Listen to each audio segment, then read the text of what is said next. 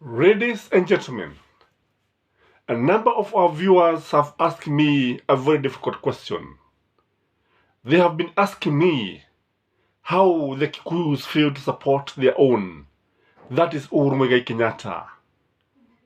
According to a number of people, including analysts, this is something that is not expected. This is something that's very unusual and very uncommon, because it is like the voters were voting against Uhuru Muigai Kenyatta. And people started asking this question as early as on 10th August this year. And I've carried a research. I've talked to people. I've approached the Mount Kenya people and Nairobi people. And the results are very, very interesting.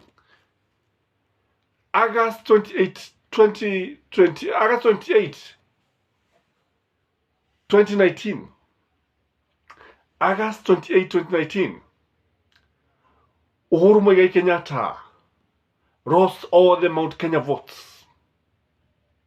He lost all the votes.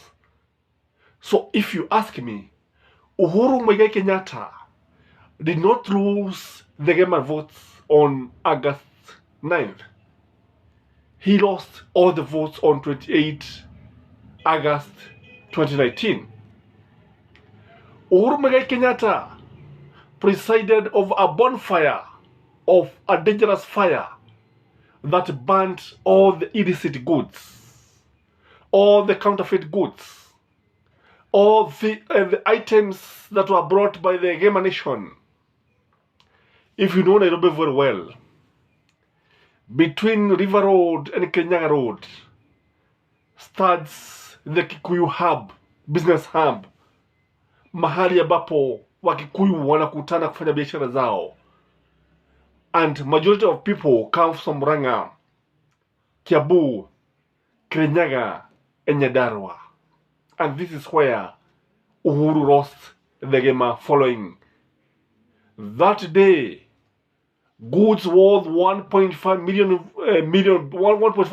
that billion, not million, billions, 1.5 billion were burnt. All belonging to these people, all belonging to the Gema Nation, all belonging to the Kikuyus. The Kikuyus were mad. Wakikuyu walikuwa na hasira za mkizi. Ni jambo ambalo hawakuweza kuvumilia. And if you look at Kirinyaga, if you look at Kirinyaga, Nyamakema and River Road, hapo ndipo unapata Wakikuyu. But in between Kirinyaga and River Road, hapo ndipo unapata Wakikuyu hasa ambao wanajua Nairobi ni nini. Shaba la mawe, whereby you don't have relatives, whereby you don't have brothers, you don't have sisters, and you have to struggle on your own. By your toil, by your sweat, you shall live, according to the book of Genesis. And I'm saying this because Nyamakema ni mahali ambapo Wakikuyu wana bidii sana, ni Wakikuyu ambapo wanafanya kazi nyingi sana. Na nimesema on August 28, 2019, hii ndio siku ambapo Uhuru Muigai Kenyatta alikataliwa na Wakikuyu. And I'm saying this because of so many people who have been asking me what exactly happened in the Gema Nation. He started the war on smuggled goods. And if you go to Dubai, if you go to China, if you go to Turkey, you find some of the hotels that people communicate in mother tongue, people communicate in Kikuyu. Kuna hoteli ambayo inaitwa Dalima kule China ambapo unapata Wakikuyu wanaongea kwa Kikuyu pale. Even the servers, even the waiters, they communicate in mother tongue. Na hao watu wamekuja kununua bidhaa ambazo zinakuja in bulk, na zinawekwa in bulk, put in a container and they are delivered where you are without moving away from your shop. Na hili jambo ambalo liwakera sana Wakikuyu wakati ambapo walisikia bidhaa zao zitaanza kuchomwa, wakasikia kwamba bidhaa zao zitaanza kulipishwa kodi. Again, after starting the war on smuggled goods, Uhuru Muigai Kenyatta talked about the substandard goods. He banned the scrap metal, and this is the stroke that finished the cattle. This is a stroke that killed the camel, including by the time we were going to the elections. Kile ambacho kilikuwa ni kwamba the scrap metal dealers had no businesses. The businesses had come to their knees. Again, Uhuru Muigai Kenyatta was trying to protect the processing local industries according to him. But he failed the test.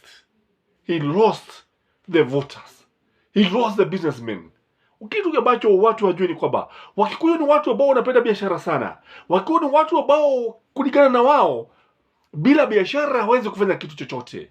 Ukiniuliza nitakwambia kwamba Wakikuyu wengi wanataka hata kuajiriwa. Wakikuyu wengi wanataka kufanya biashara zao. Wakikuyu wengi wanataka kufanya biashara zao. And this is now the time that Uhuru Muigai Kenyatta lost the Gemba Nation. He lost the Kikuyus. He lost the Kabas. He even lost the Meru. But the majority of people who voted against this man, the majority of people who voted, by the way, the Gemba Nation have no problem with Raila Amolo Odinga.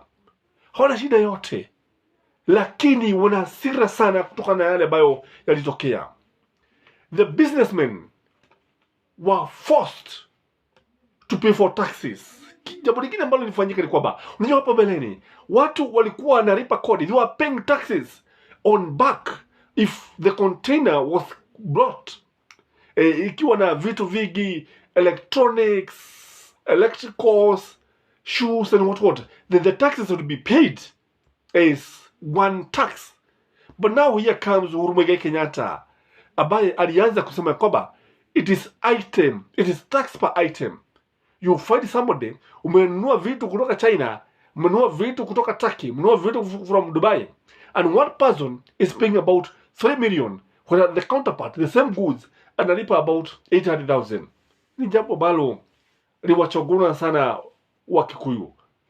Jambo lingine ni kwamba when you look at what happened, many business people were displaced. And this is not stop here.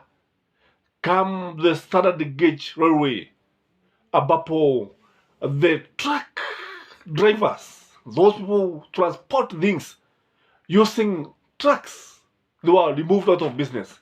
They were wiped from the business by the SGR. Kwa hivyo kile ambacho kilifanyika ni kwamba SGR inatoa vitu, inatoa mali, inatoa bidhaa kutoka Mombasa moja kwa moja hadi Nairobi, and it taking about 3-5 hours. Ni jambo ambalo halikufurahisha Wakikuyu wengi, and most of them were left out of business. The aftermath of this, matokeo yake, mazao ilikuwa ni aga. The businessmen, people were very angry with Uhuru Muigai Kenyatta. And then came Uhuru Muigai Kenyatta again, insisting that no goods that are substandard, that are counterfeit, we brought to the Kenyan nation. And then this now when KRA walikuja na fibo yao, wakachapa sana Wakikuyu wafanya biashara. Again, Ruto saw the weakness. He alikaona the vacuum. He saw the vacuum. And there's the time he came with the Hustlers Nation, with the melodies of the dynasties. And the Kikuyus embraced this. They were very happy. They started rejoicing. They started dancing in the Hustler song. And if you ask any Kikuyu, he is going to tell you that Uhuru Muigai Kenyatta is to blame for the loss of Baba. Unajua kitu kingine ambacho watu wajue ni kwamba Baba yeye hakutaka kura ziibwe. By the way, if Raila wanted to be the president by hook or crook, like William Samoei Ruto, today you'd be the president-elect. In fact, hatugeja hata katika mahakama ya upeo kujaribu kupigania kuzozana tukisema nani alishinda. He could have won with a landslide. Lakini Baba ni mtu ambaye anataka kushinda kwa njia halali, kwa njia ambazo zinafaa, kwa njia ambazo zinafaa kutumiwa ili kuhakikisha kwamba ameshinda. But Uhuru Muigai Kenyatta failed Baba, I can say this.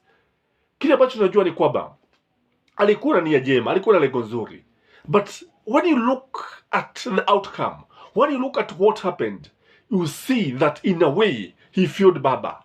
Kwa sababu, let me ask you, how comes, one thing that people have never known is that Kibaki was a project of Arap Moi. Uhuru was not a project. The main project was Moi Kibaki. And he was just coming as a transition president to prepare for Uhuru Muigai Kenyatta. Again, why should this happen? Again, when you look at Moi Kibaki's pet project was Uhuru Muigai Kenyatta. And he never missed the target. Now the question that is coming, the question ambapo watu wanajiuliza, ndio Uhuru alikuwa na nia njema, alikuwa anataka Baba awe rais, but why did he fail? And I'm going to answer that question in another day. What happened is that after what happened in Nyamakema, most Kikuyus were driven out of business, and Ruto, that is the time he came up with the Hustler's Narrative, and I'm saying it was raised with Dynasty's melodies, and the Kikuyus were very much ready, very much willing to fill the vacuum. Baba, I've said, is loved by the Kikuyus. Baba is very popular in the Kikuyu. In Africa, by the way, Baba is very popular. And is more popular than Uhuru Muigai Kenyatta. In fact, in Kenya, the most popular person in Africa and in the world in general is Baba. Kutokana na vile ambavyo alipigania uhuru, kutokana na vile ambavyo alipigania the second liberation. And when the African history be written, the person who occupied the biggest chapter is none other than Raila Amolo Odinga. This is your host, Gracious Kaman, the tallest man in Black Africa. If you're not subscribed to this channel, take a minute, subscribe, hit the red button. For our subscribers, I'm very, very much humbled. Continue liking our videos, continue commenting. Without you, we cannot go very far. Another thing, William Samoei Ruto has promised to lower the price of fertilizers next week.